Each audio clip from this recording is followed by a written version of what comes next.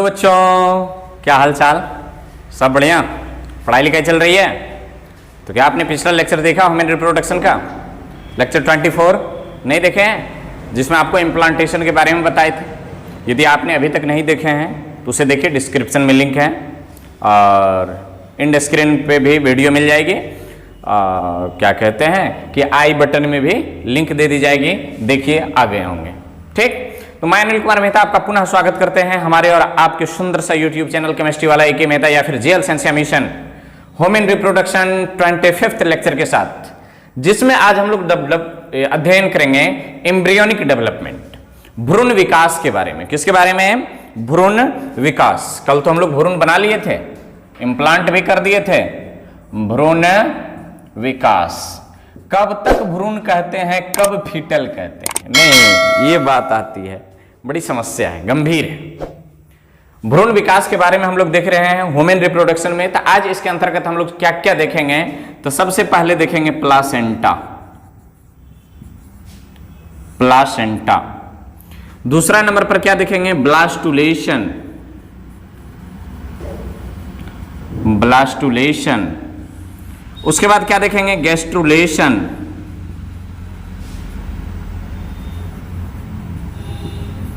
Gastrulation. उसके बाद क्या देखेंगे? ऑर्गेनोजेनेसिस। ऑर्गेनोजेनेसिस, ऑर्गेन का निर्माण, ऑर्गेनोजेनेसिस। ऑर्गेनोजेनेसिस।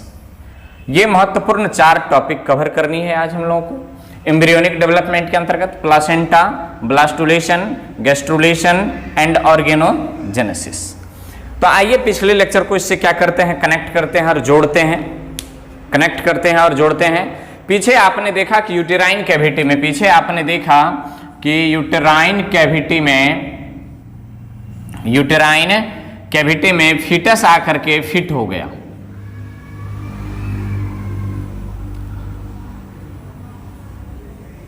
फीटस आकर के क्या हो गया? यूटेराइन कैविटी से जुड़ गया। This is placentation. प्लासेंटेशन देखे थे, ये फर्टिलाइजेशन के लगभग कितने दिन बाद हो गया? 7 दिन के अंदर। 7 दिन के अंदर की घटना है। अब 7 दिन से आगे की बात करते हैं। 7 दिन से आगे की बात करते हैं, कब क्या होता है। पीरियड के एक अलग से लिस्ट दे देंगे, पहले देखते जाइए, इसके बाद क्या होता है। अब यहां पर जो प्लासेंटेशन हुई थी, ये टिश्यू का नाम पड़ा प्लासेंटा। तो इस प्लासेंटा के बारे में देख लेते हैं क्या है। प्लासेंटा के बारे में देख लेते हैं क्या होता है। ये एम्ब्रियोनिक मेम्ब्रेन जो होते हैं, एक्स्ट्रा एम्ब्रियोनिक मेम्ब्रेन जो होते हैं, उससे ये डेवलप होता है। वो भी देखेंगे एक्स्ट्रा एम्ब्रियोनिक मेम्ब्रेन क्या क्या होता है, वो गैस्ट्रुलेशन के अंतर्गत। फिर आगे ऑर्गन कैसे निर्माण होते हैं और कहां से कौन से ऑर्गन बनते हैं। तो चलिए हम लोग प्रारंभ करते हैं। पहले क्या करते हैं, शुरू करते हैं प्लासेंटा। तो फटाक से हेडिंग डाल दीजिए, प्लासेंटा। हम भी इरेज करते हैं और प्लासेंटा के बारे में जानकारी बटोरने की चेष्टा करते हैं।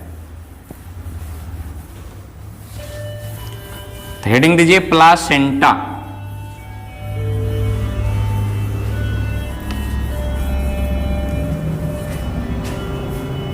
क्या लिखें? प्लासेंटा।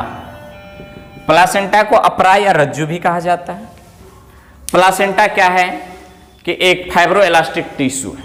प्लासेंटा एक उत्तक है जो एम्ब्रियो के एक्स्ट्रा एम्ब्रियोनिक मेम्ब्रेन से विकसित होता है। कहां से?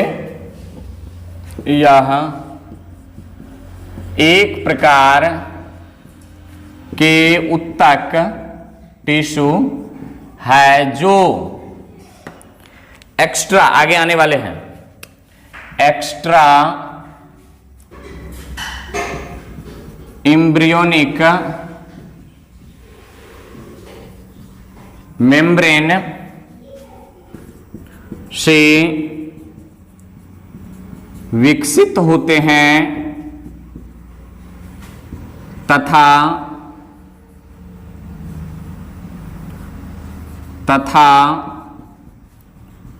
यूटेरस के वाल में धंस जाते हैं। यह एक क्या है? एक प्रकार के उत्तक है जो एक्स्ट्रा एम्ब्रियोनिक मेम्ब्रेन से डेवलप होते हैं, विकसित होते हैं तथा यूट्रस के वाल में क्या होते हैं, धस जाते हैं। ये धस करके क्या करता है, यह मतलब प्लासेंटा, यह मदर बॉडी से पोषक अवशोषित करता है। यह मदर बॉडी से क्या करता है, पोषक अवशोषित करता है। कौन, ये प्लासेंटा। अब प्लासेंटा को तो देखें कि प्लासेंटा एक्स्ट्रा एम्ब्रियोनिक मेम्ब्रेन से डेवलप होता है और क्या करता है, मदर बॉडी से पोषक को क्या करता है, खींचता है। साथ ही यह मदर बॉडी से फिटस को कनेक्ट करता है। यह मदर बॉडी से भ्रूण को जोड़ता है। यह मदर बॉडी से भ्रूण को क्या करता है, जोड़ता है। ये चीज देखें।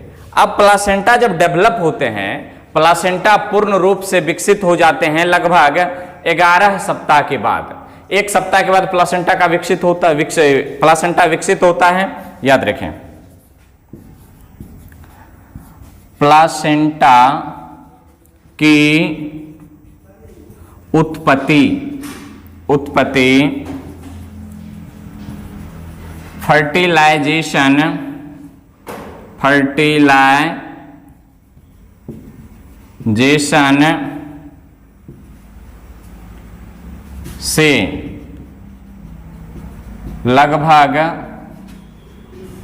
लगभग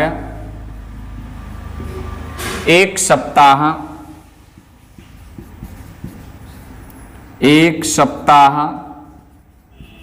के अंदर इम्प्लांटेशन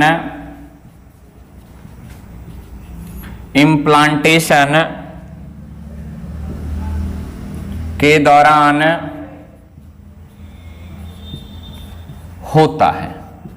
प्लासेंटा की उत्पत्ति कब होती है, प्लासेंटा की उत्पत्ति फर्टिलाइजेशन से लगभग 1 सप्ताह के अंदर इम्प्लांटेशन के दौरान होती है, जो फीटस को क्या करता है, मतलब भ्रूण को मदर बॉडी से कनेक्ट करके रखता है।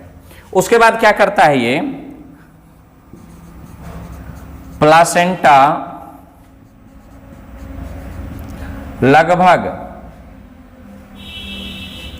11 सप्ताह के बाद, कहां से 11 सप्ताह, ये सारे के सारे गिनती कहां से ली जाती है, फर्टिलाइजेशन से। तो फर्टिलाइजेशन के 11 सप्ताह के बाद क्या हो जाते हैं, मतलब मैच्योर हो जाते हैं। मैच्योर माने परिपक्व होते हैं। कितने दिन के बाद परिपक्व होते हैं, प्लासेंटा लगभग 11 सप्ताह के बाद मैच्योर मीन्स परिपक्व होते हैं।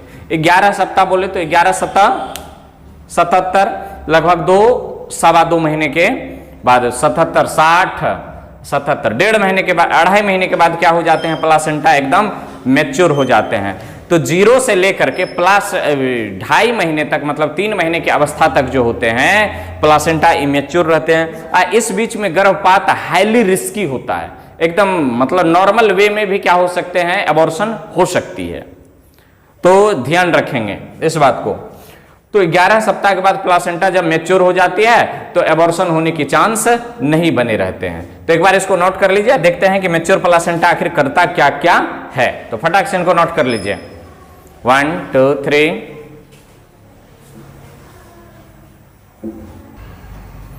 चलिए इसको मिटा दें। अब मिटा रहे हैं।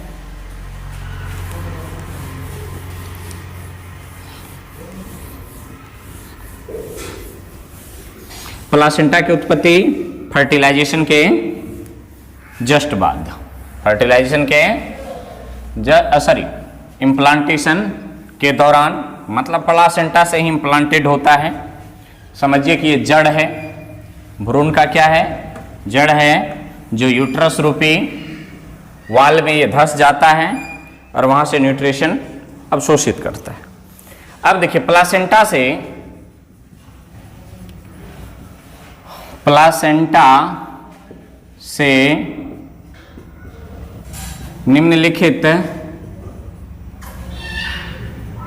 निम्नलिखित हार्मोन्स स्रावित होता है। कौन कौन सा हार्मोन्स है ये? पहला देखिए HCG, एक बार इसका हम फुल फॉर्म लिखेंगे। HCG हटा हटा करके लिखते हैं, यहीं पर इसके डिस्क्रिप्शन भी लिख दें या बाद में लिख लेंगे। HCG, दूसरा प्रोजेस्टेरॉन,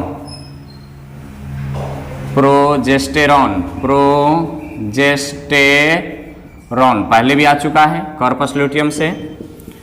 एस्ट्रोजेन,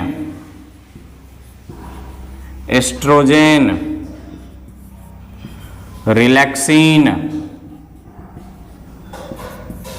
पांचवा प्लासेंटल लैक्टोजेन, प्लासेंटल लॉक खोल दीजिए, प्लासेंटल लैक्टोजेन। ये 5 प्रकार के हार्मोन स्रावित होती है। थोड़ी बहुत अंधकार हो सकती है, बिजली चली गई है, क्या करोगे?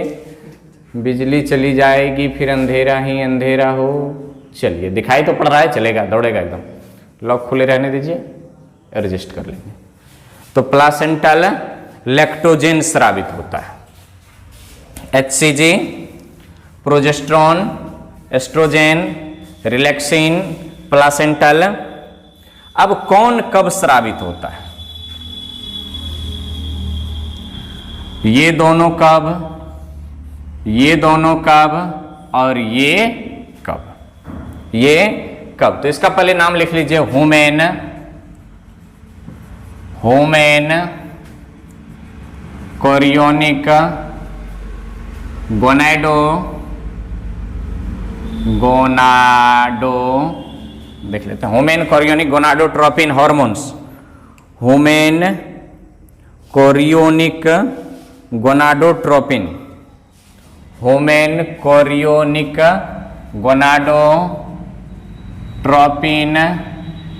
पूरा नाम होता है HCG, human chorionic gonadotropin,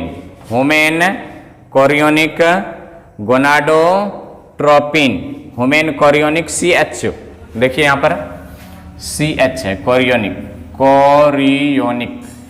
human chorionic gonadotropic hormones. कब कौन स्रावित होता है? लाइटिंग एडजस्ट है। कब कौन स्रावित होता है, इस पर गौर कीजिएगा। ये HCG जो है, ये जो स्रावित होता है, ये पहले इसको आप नोट कर लीजिए, स्पेस कम होने के कारण हम यहां पर लिखते हैं HCG। यह प्लासेंटा निर्माण के, प्लासेंटा उत्पत्ति, यह प्लासेंटा उत्पत्ति या इम्प्लांटेशन के बाद स्रावित होता है, जो फीमेल के यूरिन तथा ब्लड में होते हैं, ब्लड में मौजूद रहते हैं, ब्लड में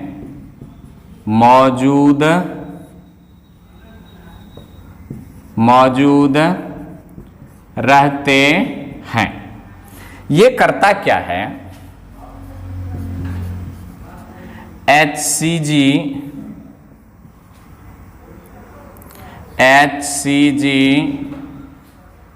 प्रेगनेंसी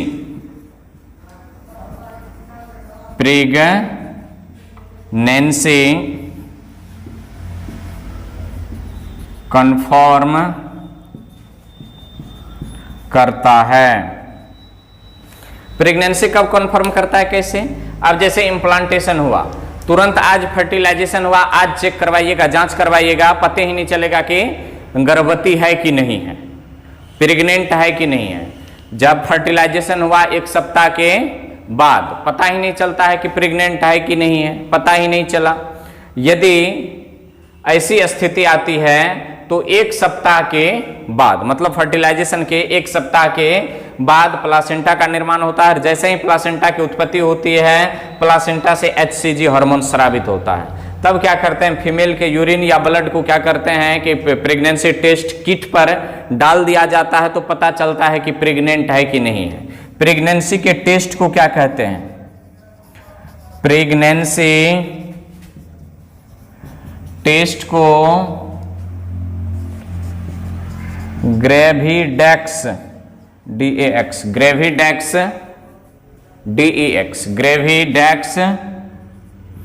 टेस्ट कहते हैं। ये किट के माध्यम से किया जाता है या एनालाइजर माध्यम से भी किया जाता है। और ये ग्रेविडेक्स टेस्ट में किसकी डिटेक्शन होती है? मतलब फीमेल प्रेग्नेंट है, यदि उसके रक्त या यूरिन में कौन हार्मोन्स मिल जाए, HCG हार्मोन्स यदि मिल जाए तो इसका मतलब फीमेल क्या है, प्रेग्नेंट है। और उस जांच को क्या कहते हैं, ग्रेविडेक्स टेस्ट कहते हैं। अब तो फीमेल प्रेग्नेंट की कंफर्मेशन हो गई, प्लासेंटेशन हो गए, ये HCG कैसे स्रावित होता है ये देख लिए, ये दोनों देखते हैं कैसे स्रावित होता है। तो फटाक से एक बार इनको नोट कर लीजिए, इनको इरेज करेंगे और इसको लिखेंगे, इसका डिस्क्रिप्शन नोट कीजिए फटाफट।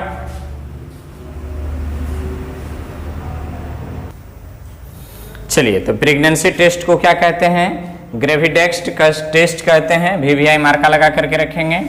और ये कहाँ से स्रावित होता है, HCG प्लासेंटा से। ये क्या कंफर्म करता है, प्रेगनेंसी कंफर्म करता है। आइए देखते हैं इस दोनों को, प्रोजेस्टेरॉन और एस्ट्रोजन को। इधर मिटा दें, तो चलिए मिटा रहे हैं इसको।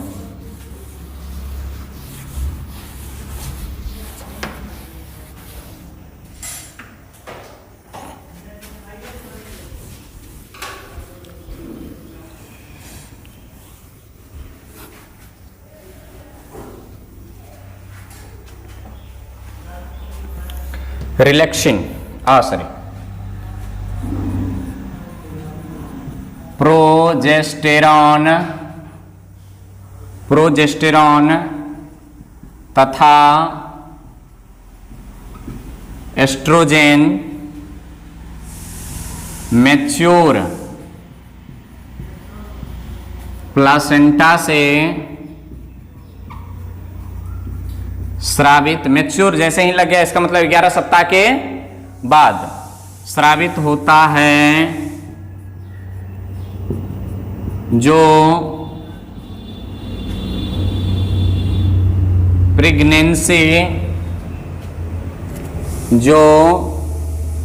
प्रेगनेंसी का भरण पोषण का प्रेगनेंसी मेंटेन या भरण पोषण कहिए, भरण पोषण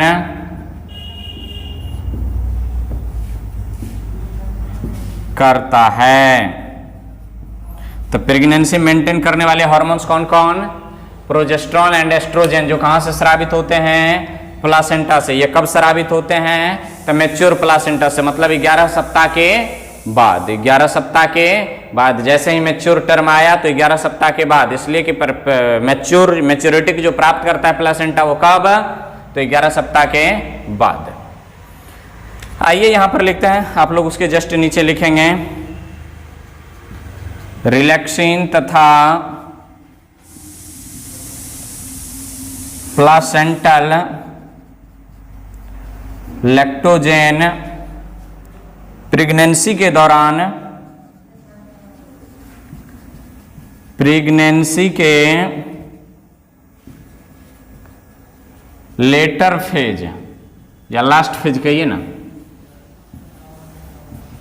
लास्ट फेज में स्रावित होता है जो, लास्ट फेज में स्रावित होता है जो पार्चुरेशन,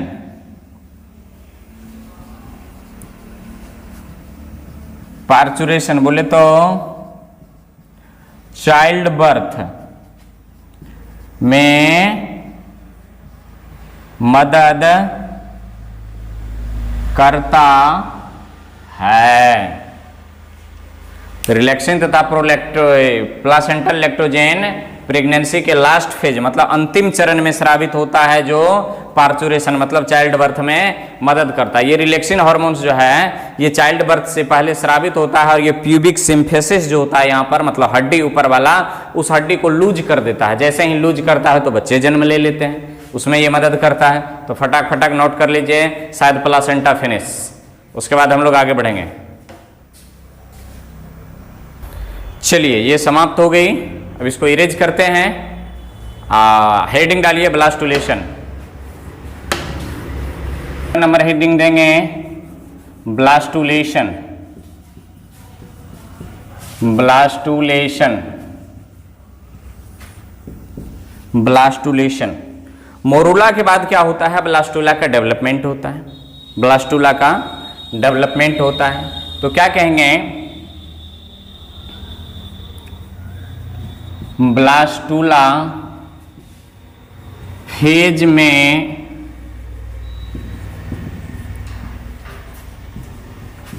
एम्ब्रियो का सेल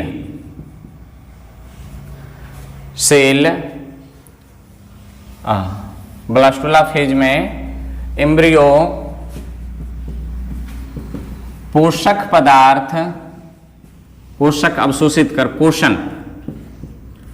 पोषण अवशोषित कहां से, यूट्रस से अवशोषित कर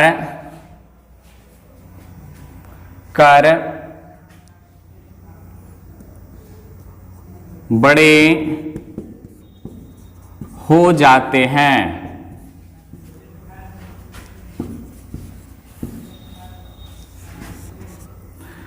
अब देखिए, एम्ब्रियो का आउटर कवर जोना पेलुसिडा का, जोना पेलुसिडा का cell outer cover, zona pellucida cover का सेल इनलार्ज, बड़े एवं फ्लैटेड मतलब चौड़े चिपटे हो जाते हैं, जिसे ट्रोफोब्लास्ट, ट्रोफोब्लास्ट कहते हैं। ट्रोफोब्लास्ट,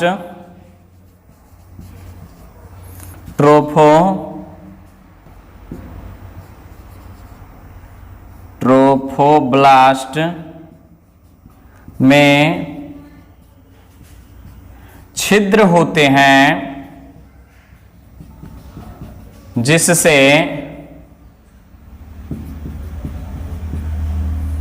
ट्रोफोब्लास्ट में क्या होते हैं, छिद्र होते हैं जिससे लिक्विड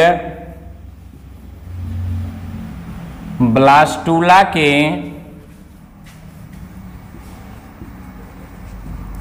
अंदर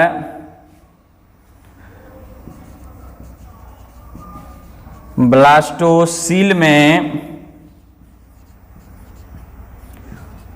प्रवेश करता है। बस this process is known as blastulation. इतना प्रोसेस जो है क्या नाम पड़ गया इसका? ब्लास्टोलेशन। इसके बाद हम लोग लिखेंगे गैस्ट्रुलेशन, थोड़ा लंबा फेज चलेगा गैस्ट्रुलेशन। उसके बाद ऑर्गेनोलाइजेसिस, फटाफट नोट कीजिए। चलिए अब इनको इरेज करते हैं और आप हेडिंग दीजिए गैस्ट्रुलेशन। एकदम भाई डालिए गैस्ट्रुलेशन, गैस्ट्रुलेशन। अब आप कहेंगे गैस्ट्रुलेशन क्या है? तो डेवलपिंग एम्ब्रियो में जो मॉर्फोलॉजिकल आकारकीय परिवर्तन होता है उसे क्या कहते हैं? गैस्ट्रुलेशन कहते हैं। क्या कहते हैं? गैस्ट्रुलेशन। क्या कहेंगे? डेवलपिंग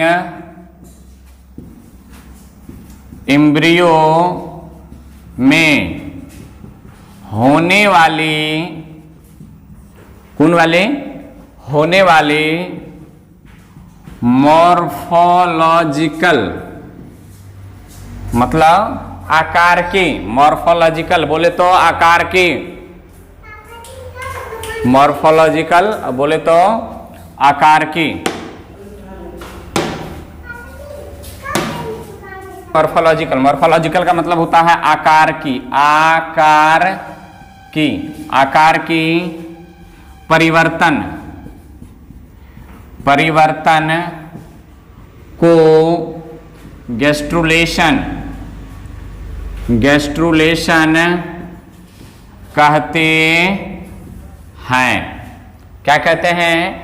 डेवलपिंग एम्ब्रियो में होने वाली मॉर्फोलॉजिकल मतलब आकार की परिवर्तन को गैस्ट्रुलेशन कहते हैं। अब गैस्ट्रुलेशन क्या होती है? निम्न गैस्ट्रुलेशन में, गैस्ट्रुलेशन में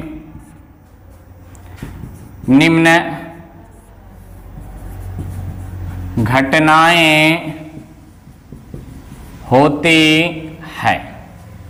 पहला नंबर, फॉर्मेशन ऑफ एंडोडर्म। दूसरा नंबर,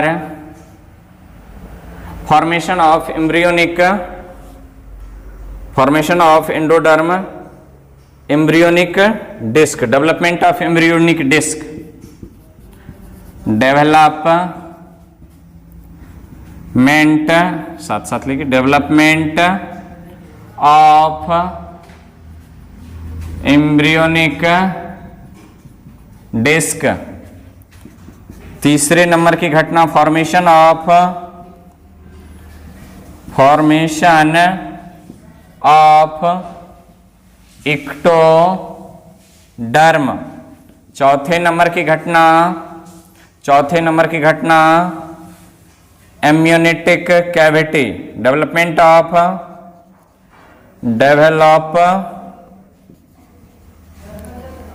डेवलपमेंट ऑफ एम्ब्रियोनिक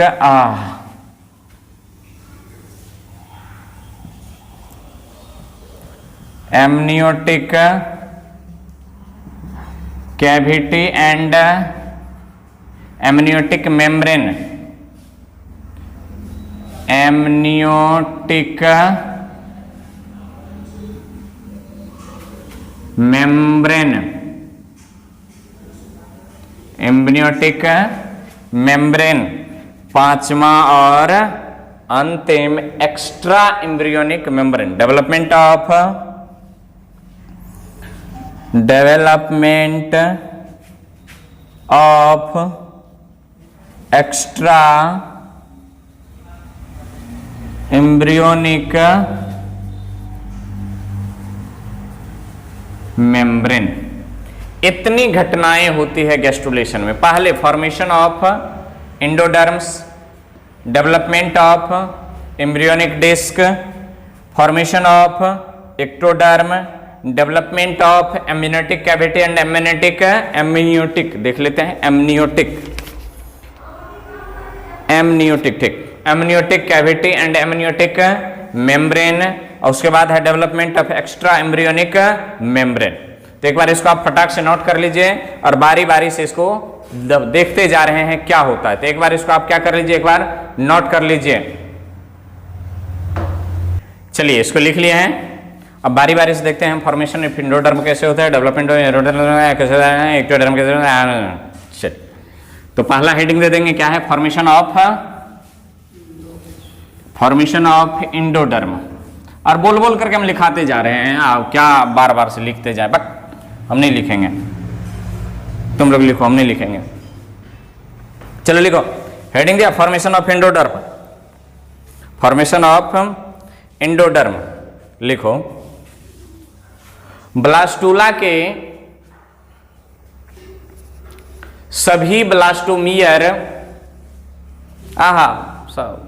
सभी को काट दीजिए। ब्लास्टुला के ब्लास्टोमियर्स सब नहीं होता है, कुछ ही होता है। ब्लास्टुला के ब्लास्टोमियर्स चिपटे एवं लंबे परत के रूप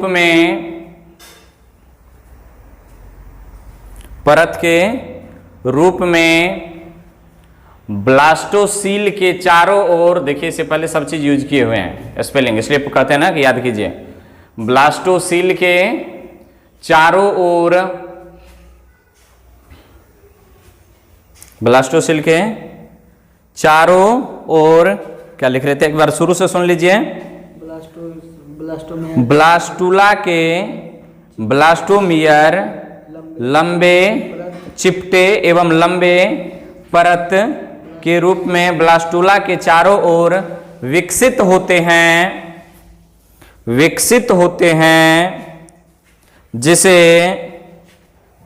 जिसे इंडोडर्म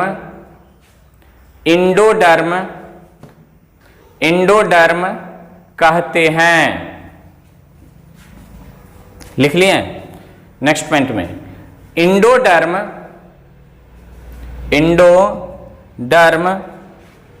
एम्ब्रियो का प्रथम जर्मिनल लेयर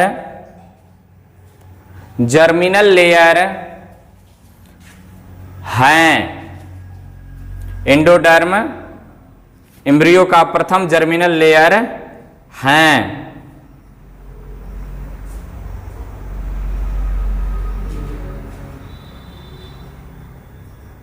लिख लिए। चलिए दूसरा number, development of embryonic disc. दूसरा number, development of embryonic disc. Development of embryonic disc. Development of embryonic disc लिखेंगे। ब्लास्टुला के कुछ ब्लास्टोमियर्स, इसलिए वहां पर सभी कटवाए थे। क्या लिखें, ब्लास्टुला के कुछ ब्लास्टोमियर्स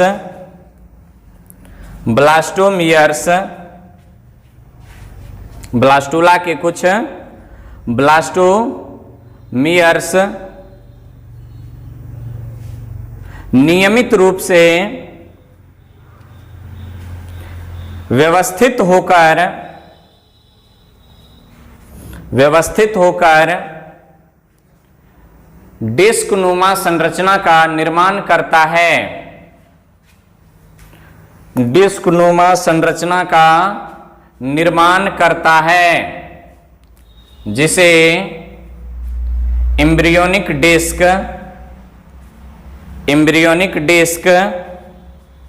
कहते हैं। जिसे एम्ब्रियोनिक डिस्क कहते हैं।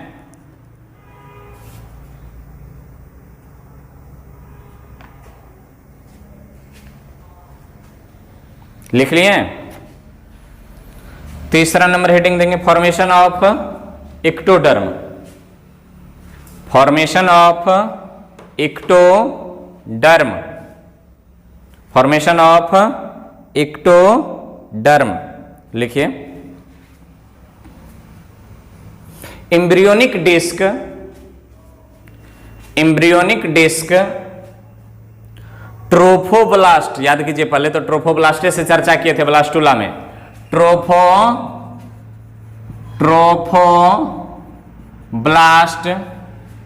के नीचे,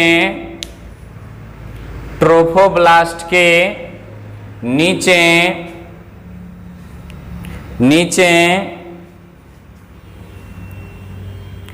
एक लेयर परत विकसित करता है, एक लेयर या परत विकसित करता है, जिसे क्या कहते हैं, एक्टोडर्म कहते हैं, जिसे एक्टोडर्म कहते हैं।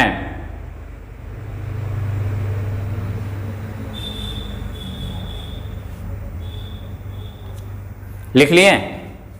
अब हेडिंग देंगे डेवलपमेंट ऑफ एम्ब्रियोनिक कैविटी। ये बड़े काम की चीज है और दो जगह पर मैं बताऊं कि काफी स्टार लोग हैं जिनसे मतलब सिली मिस्टेक नहीं कही है, भयंकर मिस्टेक हुआ। इन दोनों की अलग से हम एक लेक्चर बनाएंगे, एम्ब्रियोनिक कैविटी और एम्ब्रियोनिक फ्लूइड या एम्ब्रियोनिक मेम्ब्रेन के, और एक क्या होते हैं ट्विंस के, जुड़वा बच्चे की। आप देखिएगा सारा सरी गलत है। तो क्या लिखे हैं, development of amniotic cavity and amniotic membrane, amniotic cavity. तो डैश देकर के लिखिए, एक्टोडर्म तथा ट्रोफोब्लास्ट, एक्टोडर्म डैश देकर के लिखना है, एक्टोडर्म तथा ट्रोफोब्लास्ट के बीच, ट्रोफोब्लास्ट के बीच एक कैविटी का निर्माण होता है, जिसे एम्नियोटिक कैविटी, जिसे एम्नियोटिक कैविटी, जिसे एम्नियोटिक कैविटी कहते हैं, जिसे एम्नियोटिक कैविटी कहते हैं। लिख लिए? नेक्स्ट पॉइंट में, एम्नियोटिक कैविटी में, एम्नियोटिक कैविटी में तरल पदार्थ, तरल पदार्थ पाए जाते हैं, जो डेवलपिंग एम्ब्रियो का, जो डेवलपिंग एम्ब्रियो का भरण पोषण करता है, उसे एम्नियोटिक फ्लूइड,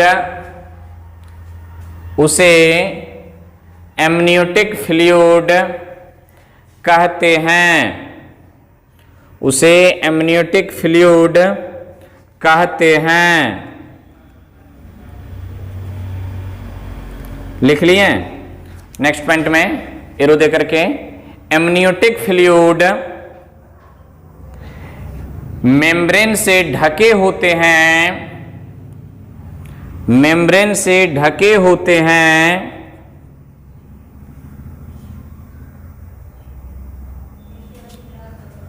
मेम्ब्रेन से ढके होते हैं, जिसे एम्नियोटिक मेम्ब्रेन, एम्नियोटिक मेम्ब्रेन कहते हैं, जिसे एम्नियोटिक मेम्ब्रेन कहते हैं। नोट में लिखो, NOTE note, amniotic fluid, amniotic fluid के द्वारा, एम्नियोटिक फ्लूइड के द्वारा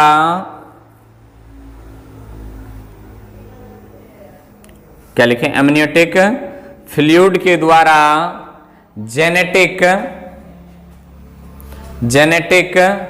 डिजीज, अनुवांशिकी रोग, जेनेटिक डिजीज कोष्ठ में अनुवांशिकी रोग या गुणसूत्रीय विकार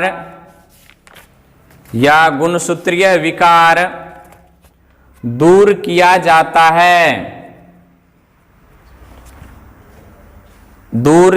जाता है,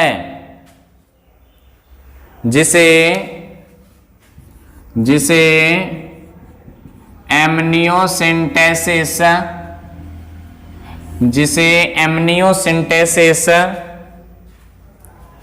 कहते हैं। एक नोट और लिखिए, आजकल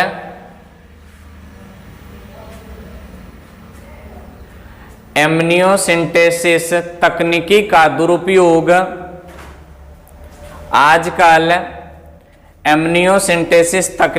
दुरुपयोग, लिंग परीक्षण के रूप में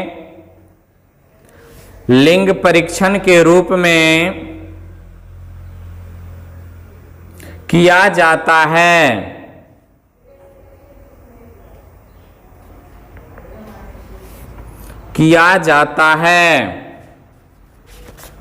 लिख लिए?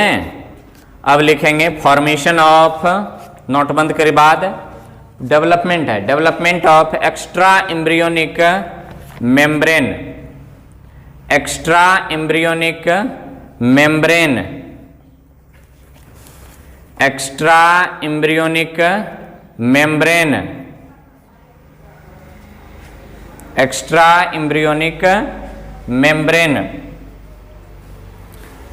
लिख लिए? एक्स्ट्रा एम्ब्रियोनिक मेम्ब्रेन डैश दे करके लिखे। फीटस के सुरक्षा, अब फीटस लिखो या एम्ब्रियो लिखो ना, एम्ब्रियो लिखे अच्छी बात है। एम्ब्रियो के सुरक्षा एवं एम्ब्रियो में उपापचयी क्रिया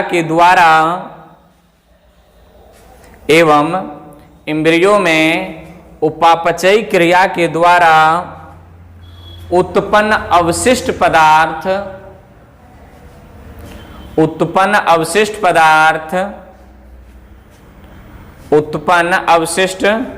पदार्थ का स्टोरेज,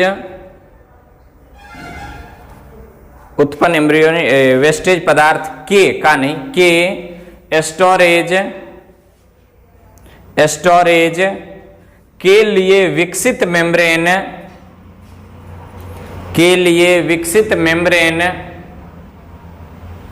को extra embryonic membrane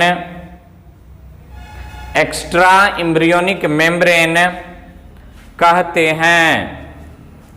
extra embryonic membrane कहते हैं। लिख लिए? एक्स्ट्रा एम्ब्रियोनिक मेम्ब्रेन कहते हैं। नेक्स्ट पॉइंट में extra embryonic membrane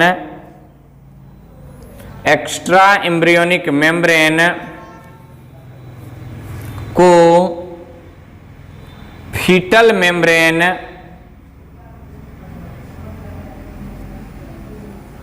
FOETAL foetal membrane भी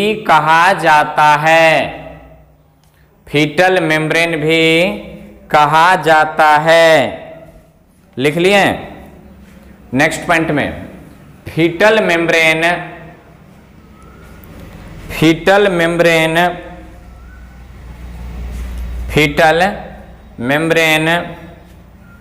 चार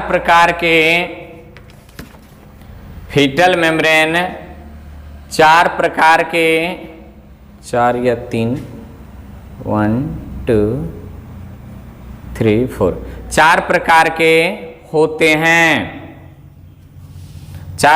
के होते हैं। नंबर 1 कोरियन,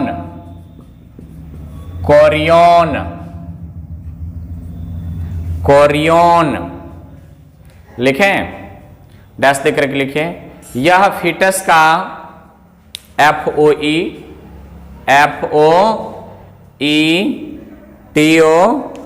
है, FOETUS फीटस, TUS फीटस का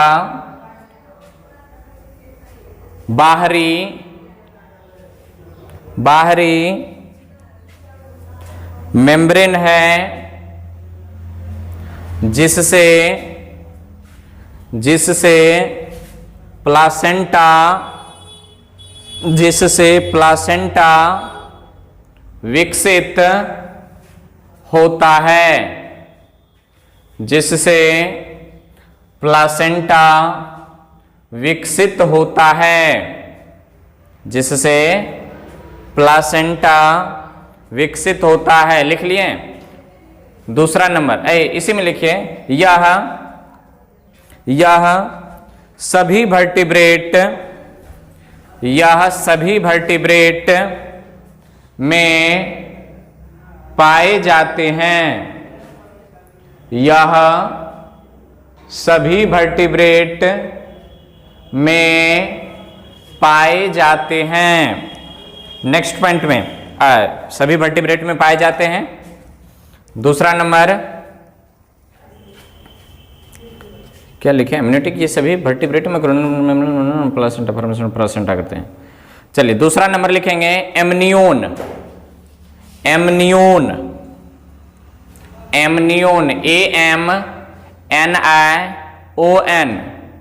एमनियोन लिखें। लिखो, फीटस के सबसे आंतरिक मेम्ब्रेन,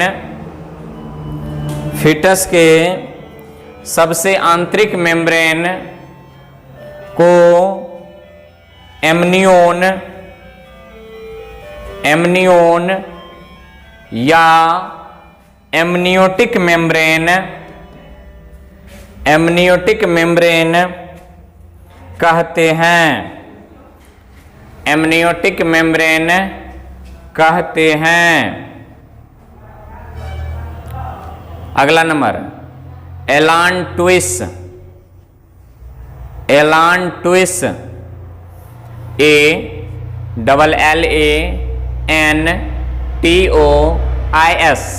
एलांटोइस।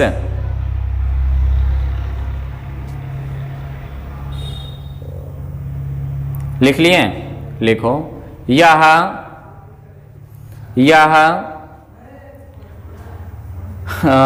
इम्ब्रियो के गट से विकसित होता है। यह इम्ब्रियो के गट, GUT गट आहार वाला भाग होता है, गट से विकसित होता है, जिससे रक्त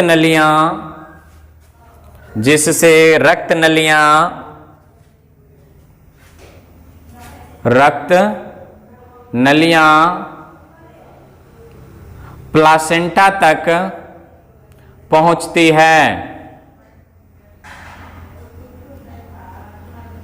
है। नेक्स्ट पॉइंट में लिखेंगे,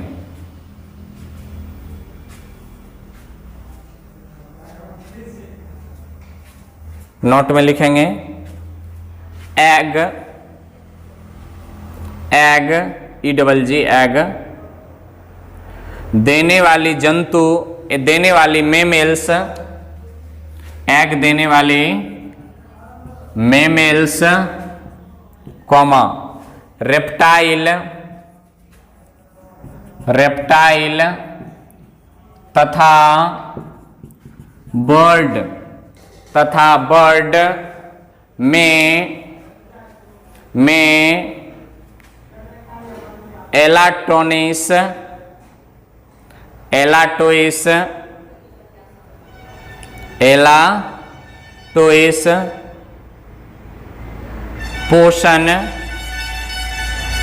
एलाटोइस पोषण, कॉमा उत्सर्जन तथा श्वसन में मदद करता है। मदद करता है।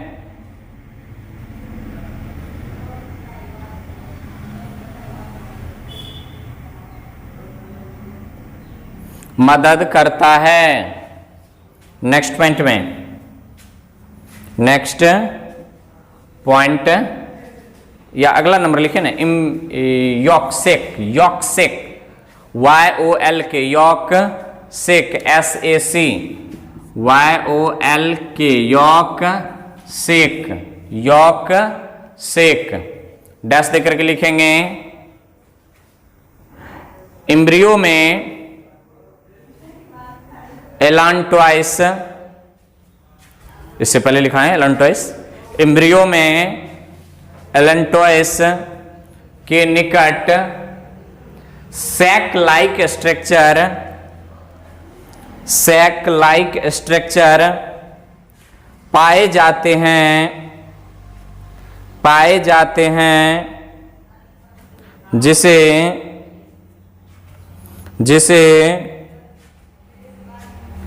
जिसे यॉकसेक कहते हैं, यॉकसेक कहते हैं। इतना में सबसे महत्वपूर्ण कौन? तो सबसे पहला कोरियन और दूसरा एमनियोन। दो महत्वपूर्ण है, VVI मार्क करेंगे, कोरियन एमनियोन। प्लासेंटा का विकास कहां से होता है? कोरियन से। एमनियोटिक फ्लूइड किस में रहता है? तो एमनियोन में। ये प्रोटेक्शन एक्सक्रेटरी मटेरियल आदि को स्टोर करने के लिए ऐसा होता है।